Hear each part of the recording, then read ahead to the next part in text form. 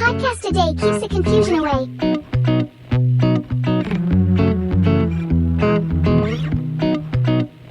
When my 8-year-old said these 5 horrifying words, I had to change everything about my parenting. My husband left me 2.5 years into our marriage, and 4 months into my pregnancy. From that devastating point forward, I was forced to reconfigure the vision I'd held for my life. During the custody litigation, I was dragged through some of the deepest, darkest parts of hell in my fight to keep my daughter safe from her father. For her privacy, I will not disclose the details, but our experience was traumatic. And as much as I knew I was impacted by the stress and grief of this trauma, I denied to myself that she would also be affected, because she was so little when it all happened. By the time my daughter was 2 years old, she'd started experiencing anxiety that I believed was related to the back and forth of the court-ordered weekly custody schedule. Almost every time she had to leave me, she'd kick and scream, cry and beg not to go. When she came home, she'd often be weepy, overtired, and always angry. That wasn't sustainable, and after 5 years it was decided that she'd only see her father every other weekend, to help her feel more stabilized. By the time kindergarten came around, not only was she starting to refuse her visits with her dad, but she also started refusing to go to school. This refusal soon escalated into physical resistance. She refused to get dressed or get in the car, and sometimes it intensified to her trying to jump out of the car while it was in motion. I sought help from professionals, and was given the same message over and over. Once school refusal starts, no matter what, you must get them into the building, or they will never go back. I did what I was told and often sat outside the school listening to her screaming with such intensity that my own mental health began to suffer. For 4 years, every day was a do-or-die battle to get her into school, or during the time of COVID, to get her on a computer, which she'd inevitably slam shut. I told myself she's just trying to get her way, she's misbehaving, and this would pass, just like the professionals told me it would. The older she grew, the angrier she became, and the outbursts became more common. Any tiny transition, like switching from playtime to bedtime, getting in the car to go anywhere, or visiting with friends, could lead to a massive outburst.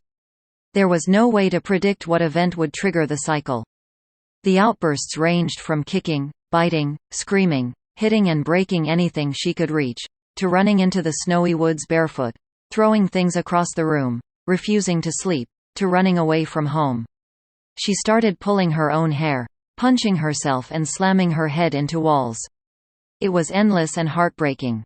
Every time she turned into the Hulk, my immediate response was to get ready for war. Often, I'd have to call in backup troops, my new husband or my mother, who would drive over to help me. Every day was scary, every day was hard, and every day, I did what I thought I was supposed to do: fight her back, win and get her doing whatever it was she was refusing to do. I was mad at this behavior. I never took time to consider what might be behind it. I just kept trying to make it stop.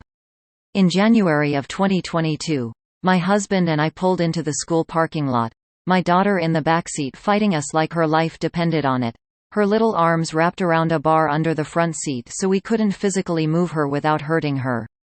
That's when it happened. As she slammed her head repeatedly into the seat in front of her, I heard my sweet 8-year-old say, "I just want to die."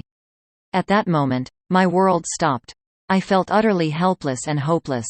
I couldn't breathe. Did my daughter just tell me that she would rather die than go into school? I've lost family and friends to suicide, but they were adults. It was horrific and unfathomable, but even more so to imagine an 8-year-old feeling the same way. I knew I needed to do something drastic to help her. I was out of ideas, and I knew we needed help. I considered taking her to the emergency room, but I was terrified they would take her away from me or force me to commit her. From the parking lot, my husband called the and explained what was happening. They suggested we call a new emergency mobile crisis center in our area. The woman on the other end of that call was an angel. She spoke gently to my daughter while she dispatched 2 crisis clinicians from the mobile crisis team. These 2 incredible humans stood in the freezing cold outside our car for more than 2 hours, talking to my child with love and care.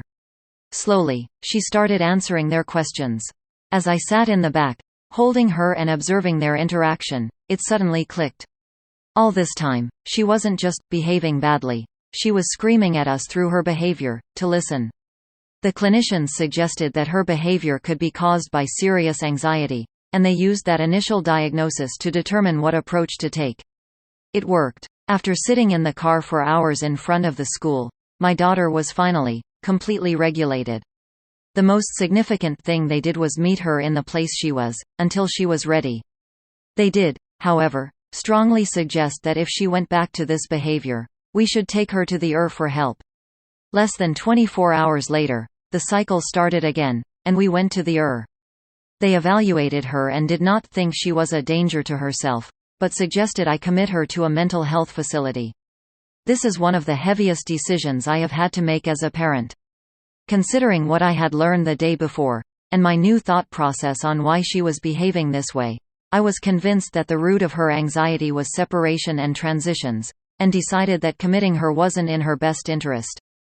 Afterward, I explained to her that she had a boo-boo inside her body. I told her it's no different from a broken arm. It's painful, and while we cannot see it, we know it's there, and we need help to make it better. With my newfound perspective, I set out to stop fighting with my daughter, and start fighting for her. I made an emergency appointment with her psychiatrist the following week, and we made the difficult decision to put her on a mood stabilizer. In the weeks and months that followed, with the help of the right mental health professionals and caring school staff, she started getting better. We began to see the wonderful, sweet, brilliant girl my daughter is, rather than what her anxiety changed her into. What I learned is that when she's in crisis, when any child is, you cannot rationalize with them in the moment. You cannot threaten them with punishment any more than you can bribe them with Disney. My daughter simply cannot hear us when she's experiencing anxiety. What she needs is compassion and calming reassurance. I found that meeting my daughter in this place resolves any outburst much faster than meeting her with frustration. Once she is regulated, we can talk about her behavior and manage her anxiety together. I am happy to share that she now manages transitions in a much more positive way. I urge all parents to evaluate their children's behavior through this prism. You know your child best, and if you are questioning what could possibly be causing their behavior, trust your intuition and seek advice for answers. And please know, if you are experiencing anything like what our family experienced, you are not alone.